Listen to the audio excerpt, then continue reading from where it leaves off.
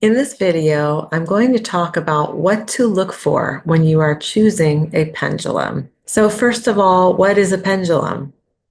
A pendulum is a spiritual tool. People have been using them for thousands of years. They use them for dowsing, to find water, to receive answers to questions that the logical thinking mind can't come up with, to tap into spirit. It is a really powerful, useful tool if you want to develop some of your channeling or spiritual skills. And essentially, it is a weight on a string or on a chain that you can use to spell out words, to receive yes and no responses, to locate sources of water or minerals. Like I said, many, many different purposes to it. What you want to look for when you are selecting a pendulum, the first thing, and this is very important, is you will want it to have a really decent weight to it. When you hold it in your hand, usually between your index finger and your thumb, you'll want to feel the gravitational pull downwards. If the stone or the weight on your pendulum is really small, it's not going to be sufficient to get really good movement to give you answers to the questions that you are asking for. You can see that my pendulum is moving pretty easily right now. If you are in a store and they have a display of pendulums, go ahead and see which ones you are first drawn to visually. Pick them up, hold them, feel them, see what kind of connection you have with them. If you can place your elbow on a stable surface and really just hold your hand as still as possible and see what kind of movement. Will your pendulum circle? Will it move up and down?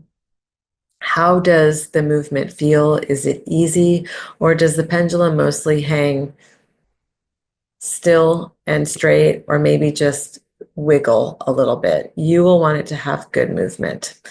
You will also want to feel attracted visually to your pendulum. You'll want it to be pretty because any tool that we like to look at and hold, we will use more often. So don't be afraid to pick the prettiest one in the bunch, and if it's got a really nice weight to it, that just might be your pendulum. Another thing you want to pay attention to, and this might sound a little bit weird, but we are talking about pendulums, is does it speak to you? You know how sometimes when you are just browsing about somewhere, there will be an object or an item that just has to come home with you? You can feel that way about a pendulum. I certainly felt that way about this one. This one I bought in Sedona. This one I got from my very first mentor who taught me how to use a letterboard, which we will get into later on in this series. But look how beautiful it is with all the colors and different chakras and all the crystals on here. And this one has a really decent weight to it as well. So pick them up, hold them, see if they feel good in your hands, see if you feel a connection of some sort, because eventually you're going to be creating a relationship with your pendulum. I know that might sound strange as well. I'll explain that more in subsequent recordings, but that's what you're going to want to look for, a nice weight to it, a nice pull to it, how nice it looks visually to you, and if it speaks to you. Those are the things to pay attention to with regards to your pendulum. Now, they come in all sorts of different materials. You can get a pendulum that has crystals or stones as the weight. You can get ones that are made of wood, metals, all sorts of different things.